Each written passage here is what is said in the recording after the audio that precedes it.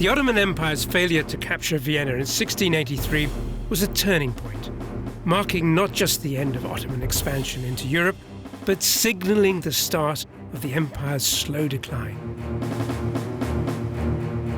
By the 19th century, a new world order was emerging that would leave the Ottoman Empire struggling for its very existence. Vienna may have dashed Ottoman hopes of further expansion into Europe, but it perfectly coincided with the emergence of a new threat on Europe's eastern horizons: Russia. For the next 2 centuries, these two imperial powers would be locked in a deadly embrace, the fallout from which would have profound consequences for the destiny of Europe.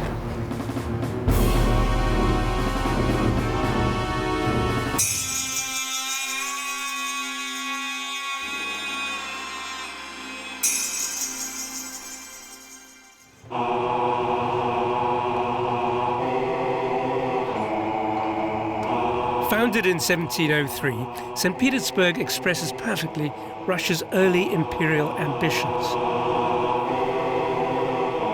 The city was the creation of one of the country's most celebrated Tsars, Peter the Great, who wanted to build a new Russian capital to rival those of the great European powers.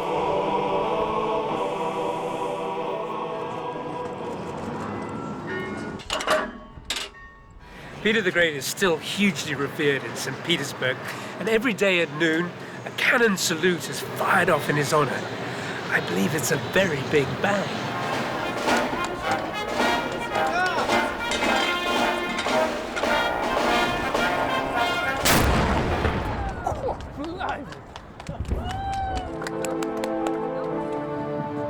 Peter the Great was a modernizer, a reformer, which in Russia in the early 18th century meant a westernizer. So his model of reform was to import everything he thought useful for Russia in terms of technology. He dictated to his nobles that they should shave their beards and bring women into society, build their palaces in a certain way for his new capital in St. Petersburg.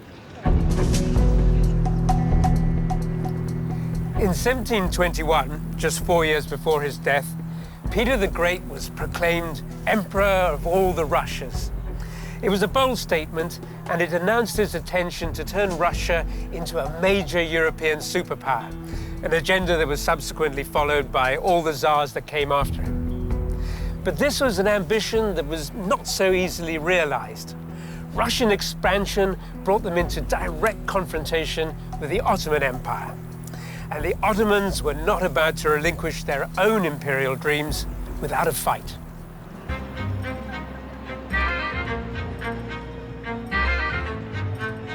If Russia was to become a great power, it would need a strong navy, and that required access to warm water ports.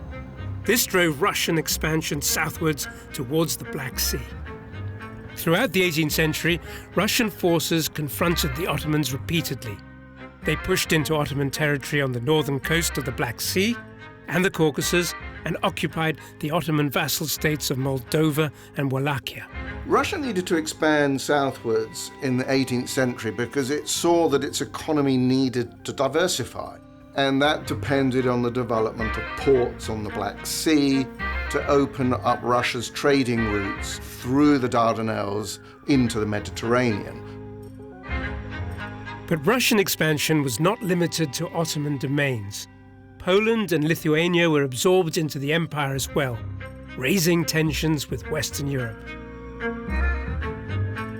But it was Russia's role in bringing Napoleon's armies to their knees that secured its position as a new superpower. By the 19th century, Russia had become the fastest-growing empire in Europe and a major force to be reckoned with. Russia's defeat of Napoleon was accompanied by a burgeoning sense of nationhood, of imperial pride.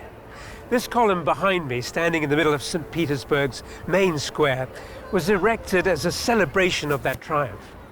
But as one empire rises, so another slips into decline. And by this time, the Ottoman Empire was so diminished that it would soon come to be known as the sick man of Europe.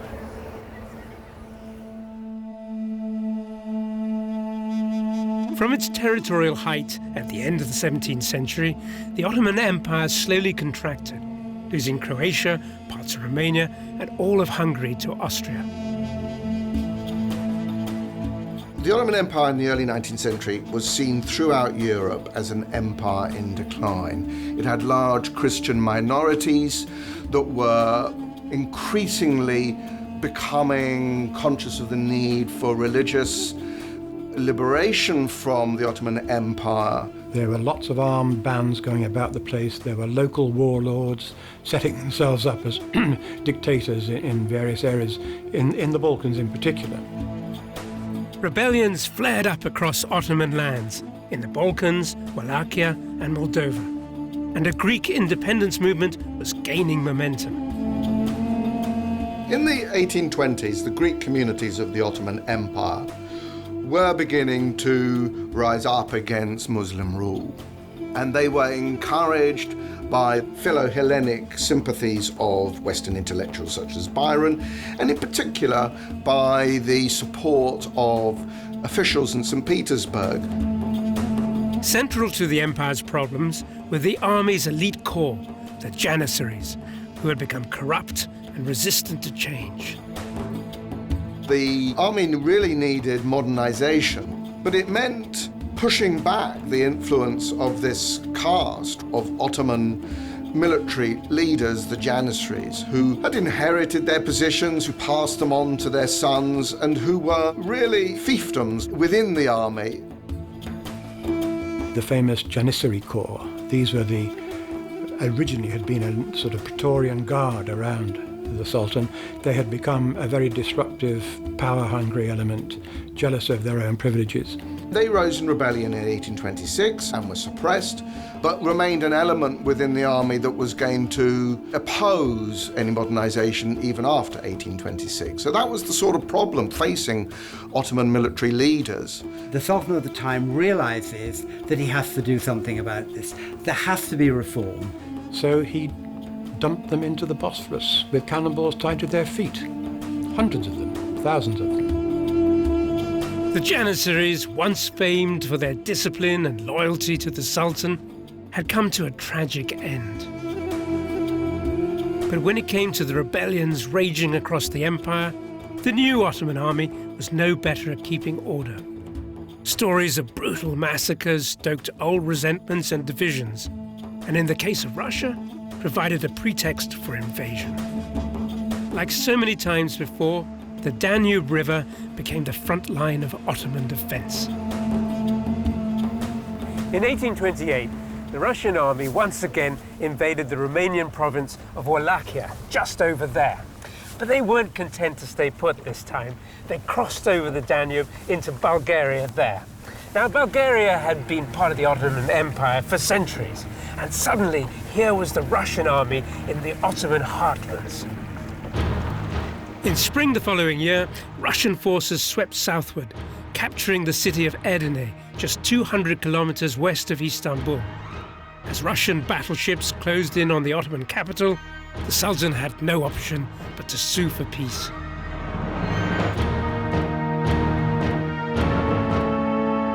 As a result, Greece was given autonomy that would lead to independence, and the Dardanelles Straits were open to Russian shipping. For rebels across the Balkans, it was a rallying cry. For the powers of Western Europe, a distressing turn of events. But for Russia, the Ottoman Empire's near collapse had a more profound significance.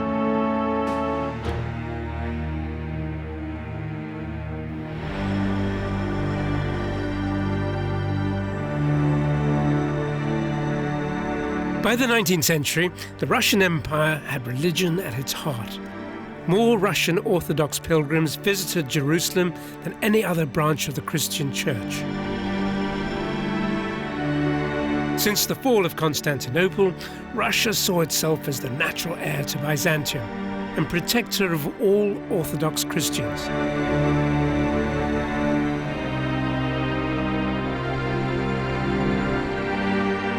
Russian nationalists dreamed of conquering Istanbul and transforming it into Zagreb, a Russian capital for an Orthodox Christian empire stretching from Siberia to Jerusalem. Until that dream could be realized, Moscow would be the capital of the Orthodoxy, and its New Jerusalem monastery, here just outside the city, a symbol of its intense faith and ambitions. The monastery of the New Jerusalem was an extraordinary project, an attempt to replicate the Holy Land in the heart of Mother Russia. And this was the very centerpiece of the church, the tomb of Christ, no less. And it's an incredible idea, really, as if by replicating the sacred architecture of the Holy Land could provide Russian Christians with a place of pilgrimage, until such a time that Orthodox Christianity could reclaim Jerusalem for its own. It's a strange and rather dislocating experience.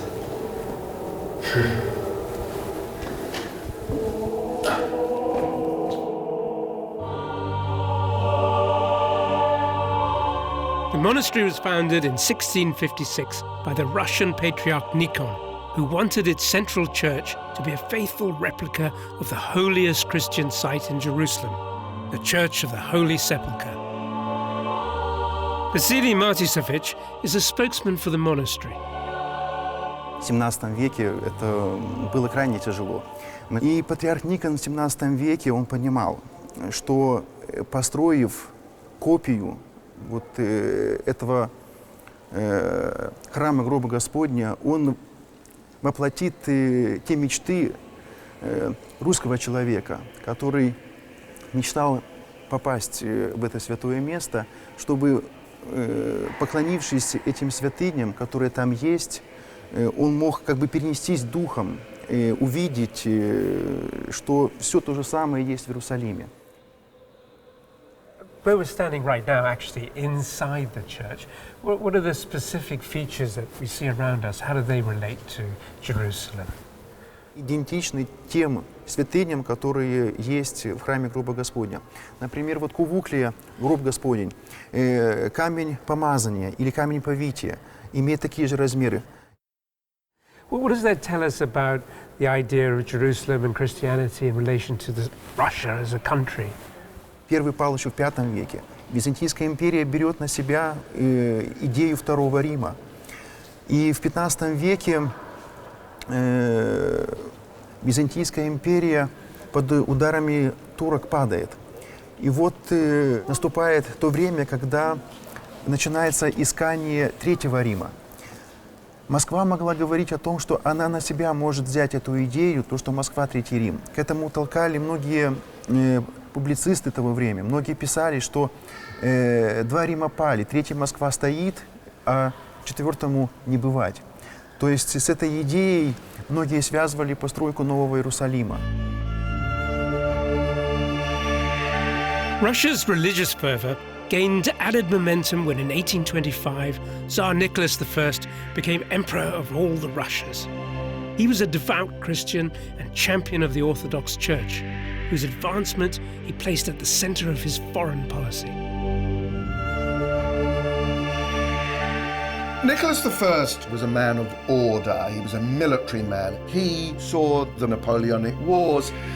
To a certain extent, he was hostile to European powers because he saw the West as a source of infection for his Russian Empire. His own religious ideas were strongly messianic. There was a strong sense that Russia had to promote an idea of Russianness which was inseparable from the protection and promotion of orthodoxy right across the world. This went way back in Russian history to the idea of Moscow as the Third Rome. Tsar Nicholas visited New Jerusalem in 1818, and this was the same year that his son was born, and he saw this conjunction as a kind of divine providence. Now, Nicholas was a very religious man, there's no doubt about that, but he also suffered from mental illness, an affliction of the Romanov family. And sometimes it's hard to unravel the religious enthusiasm from imperial ambitions, from the delusions of a madman. This is what he had to say to King William of Prussia. "I wage war not for worldly advantage or conquest, but solely for a Christian purpose? Am I to be left alone to fight under a holy banner and see others who call themselves Christians unite around the crescent and to attack Christendom? There is nothing left for me but to fight, to win, or to perish with honor, a martyr to our holy faith. And when I say this, I declare it on behalf of all Russia.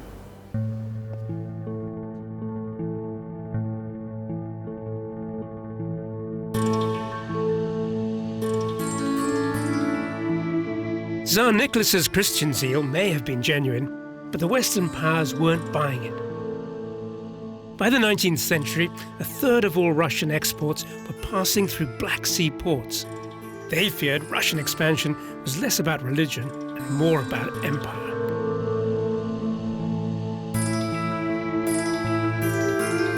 Eager to thwart Russian ambitions, Europe threw its weight behind Ottoman reforms, hoping to shore up the empire and its ties with Western Europe while protecting its Christian populations. The result was a series of reforms known as the Tanzimat. What the Tanzimat reforms did, slowly over a long period, beginning in 1839, was to give more religious rights, more autonomy to the Christian minorities, to make government in those areas a little more autonomous and accountable, and to reform administration along more Western lines. This then bleeds out into having an impact on how people live their lives on the streets. So we start to get reforms in clothing, that suddenly women and men are encouraged to wear Western-style clothes. So the fez replaces the turban, and a frock coat and a shirt with a collar replaces what was the kind of typical Ottoman gear, and even Western shoes are worn on the streets. Women are allowed to be educated. You have women who are allowed to be actresses, and they perform on the stage. Some of the Sultan's harem are taught to paint in the Western style and to play the piano.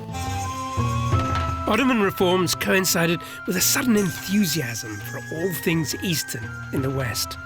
The exotic and erotic allure of an Orientalist fantasy was romanticized in literature and art, with the Ottoman court perceived as the ultimate realization of a decadent world of opulence and indulgence.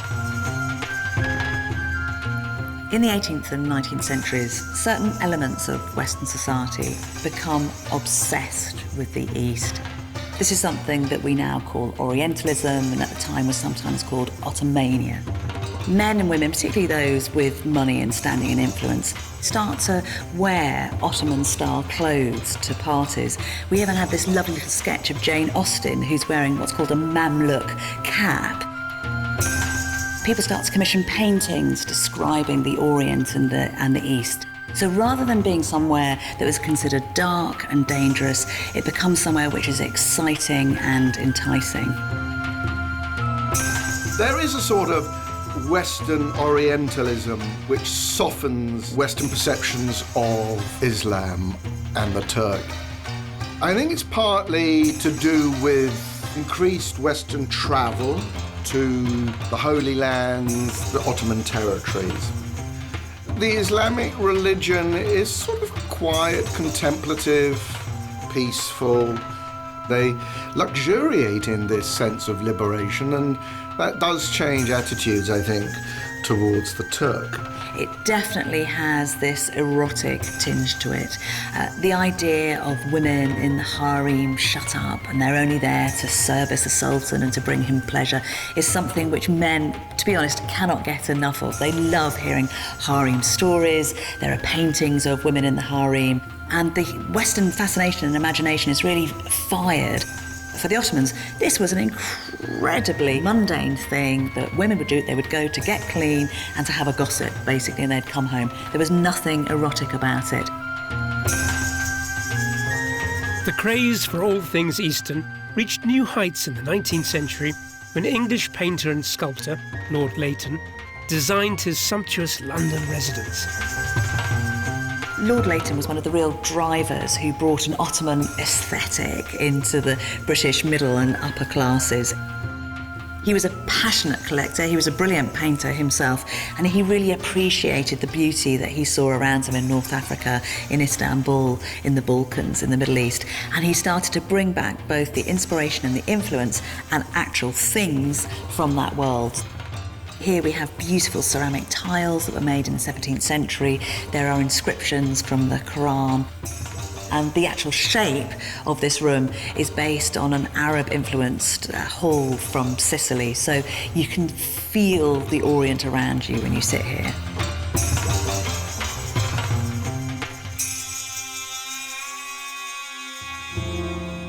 Tsar Nicholas, ensconced in his luxuriously appointed winter palace in St. Petersburg, seemed oblivious to European attitudes regarding the Turks. Assuming Western powers would always support a fellow Christian nation over a Muslim one, he decided to discuss the Ottoman problem with the British ambassador. This throne room was where the Tsars gave audience to foreign dignitaries, ambassadors, emissaries, that kind of thing. And it was in one such exchange between Tsar Nicholas I and the British ambassador that he famously declared, "We have a sick man on our hands, a man gravely ill. It would be a great misfortune if he were to slip through our hands, especially before the necessary arrangements have been made." Well, there was no mistaking who the sick man was. That was the Ottoman Empire. And that rather chilling phrase, "before the necessary arrangements have been made." Nicholas believed that the Ottoman Empire was going to collapse and that it was therefore wise, even legitimate, for the Western powers to take measures so that the Ottoman territories were split between themselves in a way that would give Russia, if not direct control of the Balkans, then at least a dominant influence over those areas of the Balkans where the Orthodox were in a majority. As the sick man of Europe becomes sicker, everybody gathers around it with a keener intent to work out what their best interests are.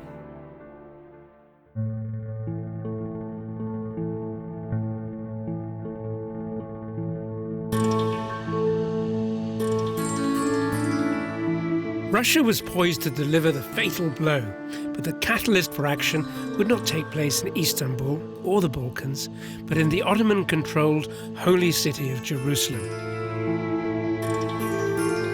Built on what is believed to be the location of Jesus Christ's crucifixion and resurrection, the Church of the Holy Sepulchre is the city's most important Christian site and has long been a contested property between various branches of the Christian faith.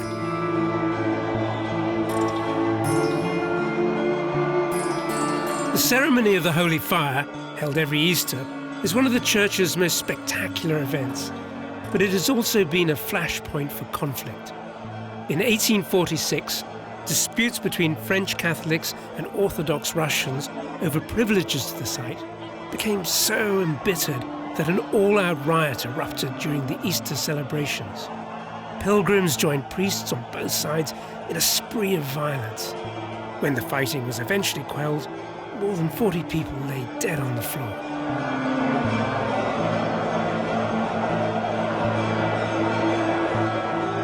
France had the idea that it was the main protectorate of the Christian community in the Holy Lands. An idea of France's mission going back to the Crusades of the Middle Ages. And they had secured from the Ottoman government, which ruled in Jerusalem, what they thought was a privileged access to the Church of the Holy Sepulchre in Jerusalem.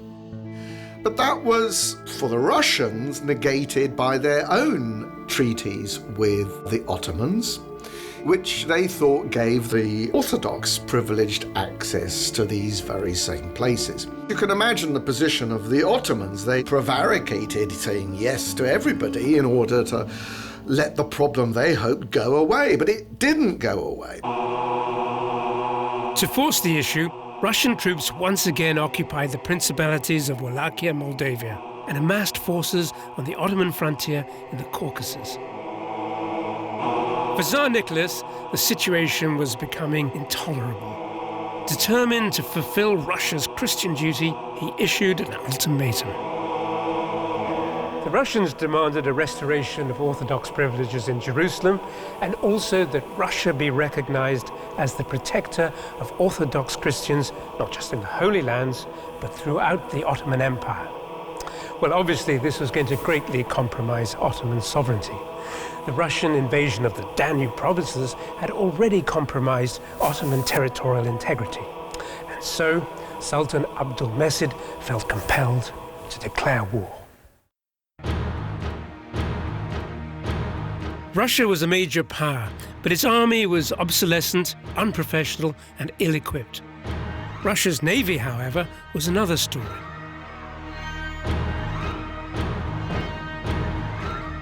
Since its founding by Peter the Great in the 17th century, it had developed into a formidable force. By the 19th century, it was turning the Black Sea into a Russian lake and threatening Western shipping by making repeated incursions into the Mediterranean. In the north, the island fortress of Kronstad, here just outside of St. Petersburg, dominated the Gulf of Finland, protecting the city from invasion. Kronstad continues to be an important naval base. Robert! Oh, hi Julian. How are you doing? Yeah, beautiful day, what? Yeah, it's just welcome. Local historian Roman Shaposhnik is going to show me one of the Russian Navy's most impressive 19th century creations. Roman, this is a fantastic landscape you brought me to. Sea, sky, and everywhere I look, fortifications. Tell me something about the history. This battery was built in times of Nicholas I. All these fortifications, they're artificial islands. Imagine how difficult it was to create. And this fort was armed by 137 guns. Wow. In 1854, the English and French naval forces came to the Gulf of Finland, and Admiral Napier, the commander, said in the Telegraph newspaper that his breakfast will be in Kronstad and his dinner will be in St. Petersburg. But when he saw it first time, I think he changed his plans a bit. Understandably. So I imagine with all these fortifications, it's a very complex system of lines of fire and... Sure. In this period of time, Russia had very sophisticated and very strong navy, and the Kronstadt fortress became the strongest naval fortress in Europe. The Russian Navy may have been largely defensive in the north, but here in the Black Sea, it was on the attack, prowling the waters in search of Ottoman warships and supply convoys heading for the Caucasus. Initially, they met with little success.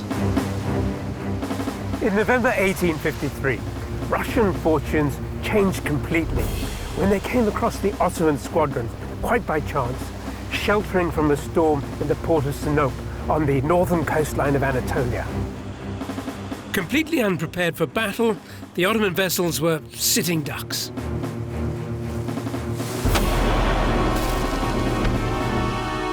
Russian guns bombarded the ships relentlessly. As the bombs ripped into the wooden planking, they exploded, tearing the ships apart and setting them alight. It was the first time explosive shells had been used in naval warfare. The effect was devastating. The Russian assault destroyed the entire Ottoman squadron and laid waste to the port, killing thousands of sailors and civilians. It was a great victory for Russia, but for Western Europe, a troubling turn of events.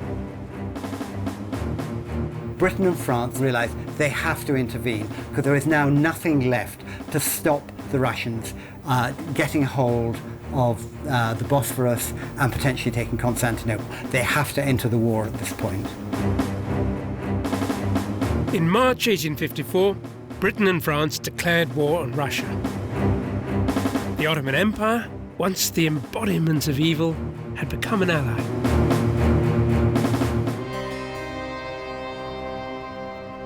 Like so many times before, the Danube River became the front line in the early stages of the war.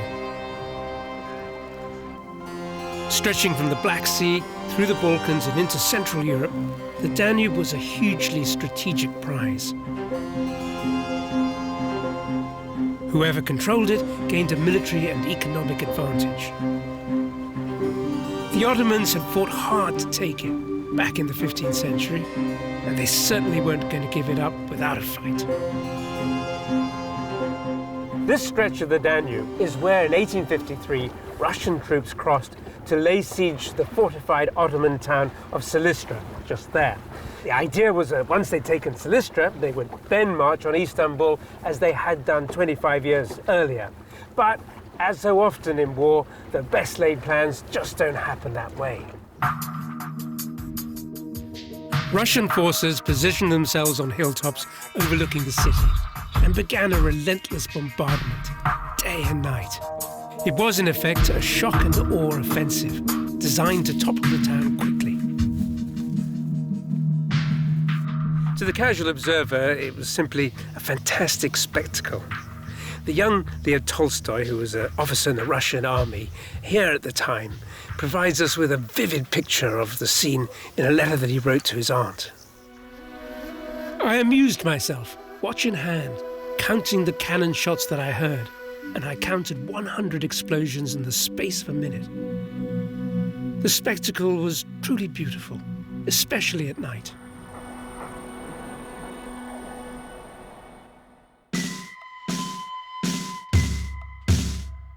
What at first seemed like a spectator sport to Russian onlookers soon turned into a nightmare.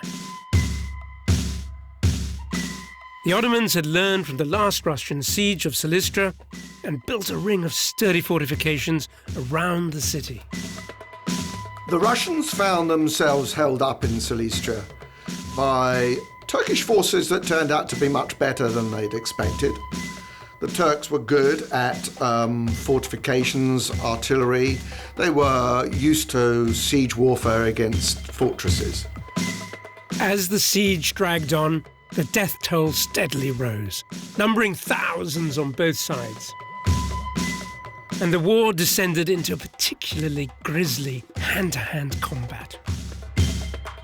Tsar Nicholas urged his commanders to put a speedy end to the siege. But the Ottoman resistance was ferocious. The Turks fight like devils, reported a captain in the Russian artillery. After one particularly bloody assault, there were 2,000 Russian dead lying on the field of battle. The very next day, the people of Silistra came out and cut off their heads, hoping for prize money. When this was refused, they simply bunged their grisly trophies outside the city walls, where they lay unburied for the longest time. The huge loss of Russian life, fears that Austria would join the campaign, and news that British and French troops had landed at the Black Sea port of Varna, little more than 100 kilometers away, compelled the Russian general to call an end to the siege and retreat back across the river. The Russian offensive had been a complete failure, and the war was just beginning. The Russian withdrawal from Silistra removed any immediate threat to the Ottoman Empire, and the war could have ended there and then. But the Sultan didn't want to let the Russians go that easily. And the French and the English, they'd come too far. They didn't want to go home without a fight. Moreover, they were keen to put an end to Russian influence in the Black Sea once and for all. So they re-embarked their soldiers on the troop carriers and set sail for the Crimean Peninsula with the intent of destroying the Russian naval base at Sebastopol. Unfortunately, what looked like an easy victory on paper turned out to be a disastrous military quagmire for all concerned.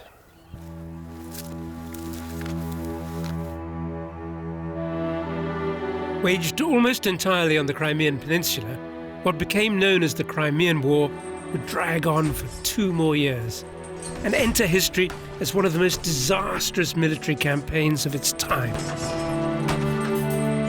Famed for Florence Nightingale and the charge of the Light Brigade, the Crimean War was plagued by incompetence and mismanagement. Thousands of soldiers on all sides met their death in battle, but many more died of disease or froze to death over the winter months. When Russia finally surrendered, the estimated loss of life had reached some 700,000. At least 500,000 of those were Russian. In Russia, the neglect of the troops, the poor supply, this was all blamed on Nicholas, and the defeat for a war that many in Russia believed hadn't been necessary in the first place. It was a war fought for delusional goals. And so when Nicholas I dies in February 1855, he knew that it was his responsibility.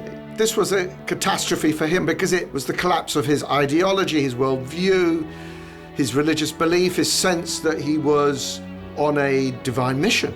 This failure was a personal catastrophe. The legacies of the Crimean War were equally profound. Russia's ambitions in that area would not go away. The pan-Slav movement was strengthened by the Crimean War. The sense of Russia's mission in the Balkans also strengthened. In the ethnic religious fault line between Christian and Muslim Europe remains, and indeed is exacerbated by the Crimean War.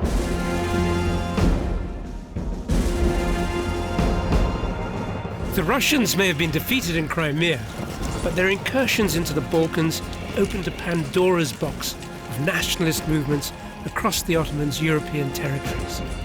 With Russia's encouragement, Christian-led rebellions erupted throughout the Balkans. Ottoman reprisals were savage, stoking the flames of religious division.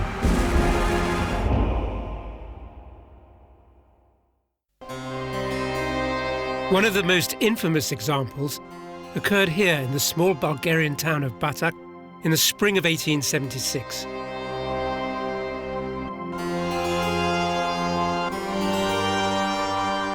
Joining the wave of uprisings spreading across Bulgaria, the townsfolk of Batak overthrew their Ottoman overlords. But their success was short-lived. Ottoman retaliation was so brutal, the memory of it continues to haunt the collective consciousness of Bulgarians to this day. The Ottoman retribution, when it came, was terrible. At the time, the regular army was in Serbia, putting down an uprising there. So they sent in the Bashi-bazouks, the crazies, to quell the rebellion here in Batak.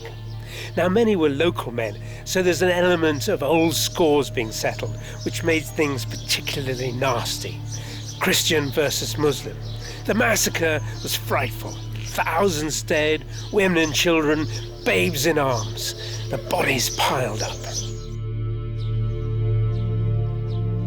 What became known as the Batak Massacre culminated in the Sveta Nedelya Church here in the centre of town, where hundreds of villagers fleeing attack took refuge.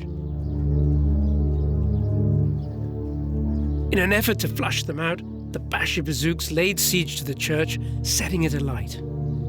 By the time the ordeal had ended, thousands of villagers had died. Today, the church stands as a memorial to the tragedy, and the skulls of the many victims are kept on display as a sobering reminder of the atrocities that took place here. Stories of the massacre were widely reported in the Western press, causing a huge upswell in public disgust at what the Turks had done. Disraeli was dismayed, Gladstone wrote a pamphlet, Charles Darwin, Oscar Wilde, Victor Hugo were the outraged celebrities of their day. But nowhere was the trauma more deeply felt than in Bulgaria, and especially here in Batak, where the shockwaves of those ancient killings still reverberate. The Batak massacre has become a national tragedy in the story of Bulgarian independence. To learn more, I'm meeting Stefka Dimitrova, former director of the Batak Museum of History. В църквата и в двора на църквата са събрали около 2000 мъже, жени и деца. Се е наричали калето. Тя е служила като защитна стена срещу нападателите. В продължение на 3 денонощия те били без хляб, без вода, без оръжие. Но за да принудят тези, които са вътре, да се предадат, те докарали коли с слама, кошери с пчели, запалили сламата, започнали да хвърлят вътре, да хвърлят и пчелите и вътре настанал истински ад.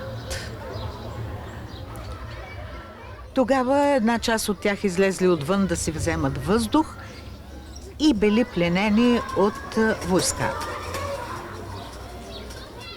Предложението им било такова. Или да станат мюсюлмани, като сложат фесовете на главата, или ще бъдат заклани. Нито един батачинин, нито един мъж, жена или дете не се е съгласил да промени своята вяра, да стане мюсюлманин. Всички от тях доброволно са отишли на дръвника и са предложили да бъдат по-добре да бъдат заклани, отколкото да приемат чужда вяра. Целият батак бил усеян с телата на млади момичета в бели ризи, на деца, на мъже, на жени. A very major and terrible event, the beginning of Bulgarian nationhood. How do the people of Batak feel about the massacre today? Те учат своите внуци и правнуци и разказват за тяхния героизъм и за отдадения живот за свободата. Без Батак нямаше да има свободна България. The massacres were appalling, but they did ensure that the Bulgarian question was placed firmly on the agenda of the European powers. There was a growing feeling that this should never happen again, and that the creation of a Bulgarian state perhaps was an obligation to those who died so terribly in the massacres. Western Europe may have sympathized with the plight of the Balkan Christians, but it was Russia who took decisive action. The following year, Russian troops crossed the Danube once again and with the aid of local rebel militias, attacked Ottoman forces. What became known as the Russo-Turkish War of 1877 only lasted a year, but it completely redrew the map of southeastern Europe and greatly diminished the Ottoman presence in the region. Bulgaria, Romania, Serbia and Montenegro would all gain independence. Russia took control of key Ottoman territories in the Caucasus, and the Austro-Hungarian Empire occupied and eventually annexed Bosnia and Herzegovina. The Balkan nationalist movement seemed unstoppable, but their success had profoundly altered the balance of power in the region. Fears of Austro-Hungarian dominance fueled a rise in secretive and extreme nationalist groups like the Black Hand Society in Serbia. The defining moment came in the summer of 1914 when Black Hand member Gavrilo Princip assassinated the heir to the Austro-Hungarian throne, Archduke Ferdinand, and his wife, while they were on a state visit to Sarajevo. What began as an extreme act of Serbian nationalism quickly spiraled out of control. Austro-Hungary, followed by Germany, declared war on Serbia. In retaliation, Russia declared war on Germany and Austro-Hungary. France, Great Britain and Belgium joined Russia, while the Ottoman Empire sided with Germany and Austro-Hungary. In little more than a month, World War I had begun.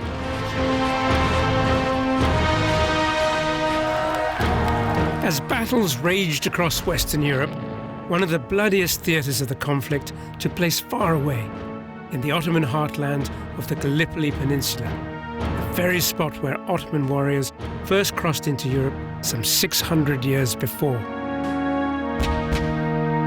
In an effort to break through the Dardanelles Straits and occupy Istanbul itself, French, British, Australian and New Zealand forces engaged the Ottomans in a grueling 8-month-long struggle.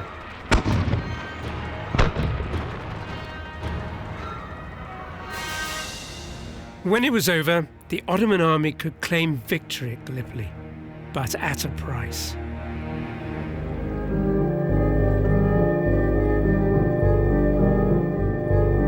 The Gallipoli campaign was the final act in the Ottoman Empire's long history of military engagement on European soil. The Turkish War Memorial, here at Gallipoli at the entrance to the Dardanelles Straits, stands as a powerful reminder of the devastation that the war brought to all those who took part in it.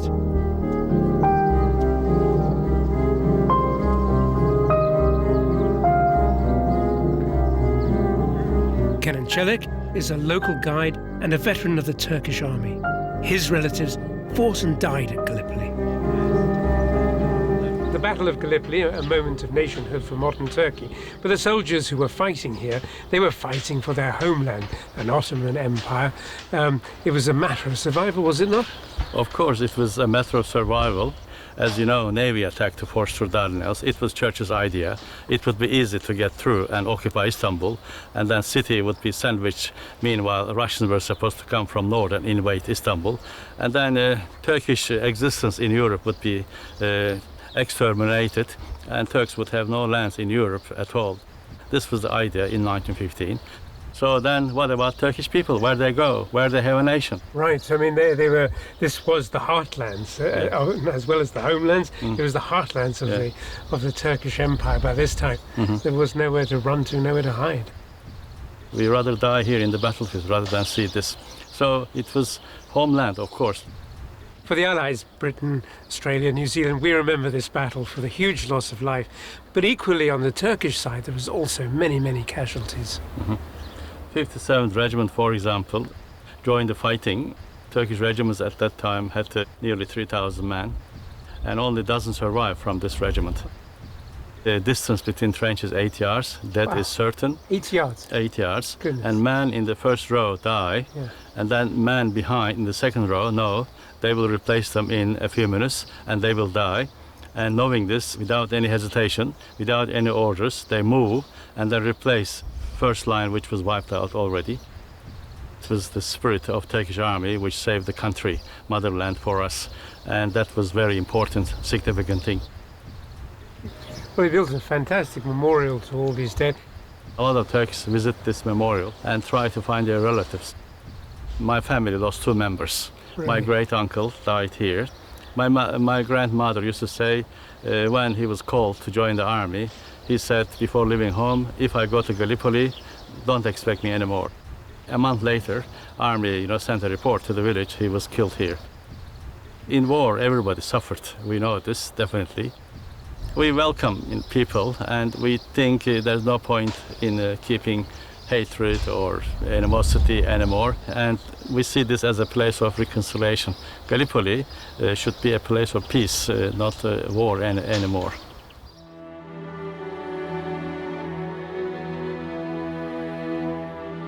By the end of the Gallipoli campaign, there were 100,000 dead. For the Allies, it was a military disaster. For the Ottoman Empire, which was pretty much on its knees by this time, it was a last glorious victory, a shout of defiance. For the modern Republic of Turkey, Gallipoli is remembered as a moment of nationhood, a defense of the motherland when all else was lost. Gallipoli can be all these things. When it comes to Gallipoli, the Turks are fighting for their own independence, in a sense, in the same way that the Bulgarians, the Serbs, the Montenegrins, the Greeks had. And they're in a sense, the last country in the Ottoman Empire to declare independence. The Ottoman Turks may have won the battle for Gallipoli, but they were on the losing side of the war. And in the aftermath, they found themselves fighting for their very existence as the map of Europe and the Middle East was redrawn. The Allied powers occupied Istanbul and carved up Ottoman lands in the Levant, Arabian Peninsula and Anatolia, reducing the empire to a small area within Anatolia. As for the Balkans, Serbia merged with Bosnia-Herzegovina, Slovenia and Croatia, to form the Kingdom of Yugoslavia. In Central Europe, Hungary and Czechoslovakia became independent states.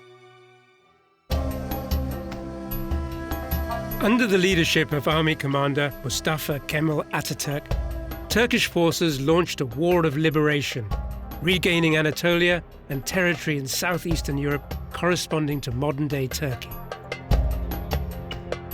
By November 1922, Ataturk had dissolved the Ottoman Empire. The last Sultan, Mehmed VI, was exiled and the Turkish Republic was born. Built on principles of democracy and secularism, it aimed in many respects to become the model of a modern European nation. After nearly 6 centuries, the Ottoman Empire was no more. But its legacy endures to this day, not just in Turkey, but throughout its former lands. The Ottomans ruled huge swathes of both the East and the West, so we cannot escape their influence today. It is all around us. A lot of the national boundaries that were created in reaction to the Ottoman Empire. It's a legacy that can be seen in a very positive light because it was an empire which lasted for centuries, that was multicultural, was successful. It proved that groups could live together, that is, religious groups, Muslims, Christians, Jews. They certainly did enable some form of cultural cohabitation, if not mutual tolerance. And the creation of national states created the atmosphere in which cultural aggression could more easily take place. A huge area has been affected by that long engagement with this superpower that perhaps stopped the development of these countries. And when that was withdrawn, things have degenerated, you might say, in all kinds of ways. I think there are less legacies from the history of Ottoman incursions into Europe than there are legacies of European incursions into the Ottoman Empire. And if we've learnt anything from the history of the Ottoman Empire in the 19th century, it is that you intervene in the Islamic world at your peril.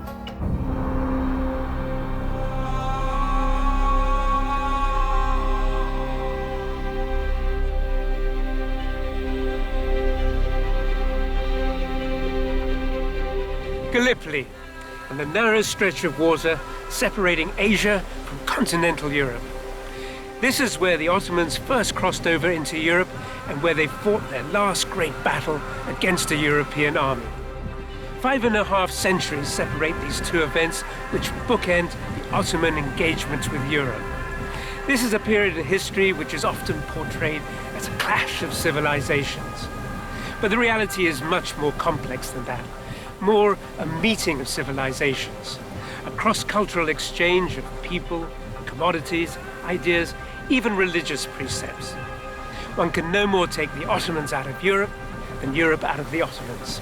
Theirs was a shared destiny.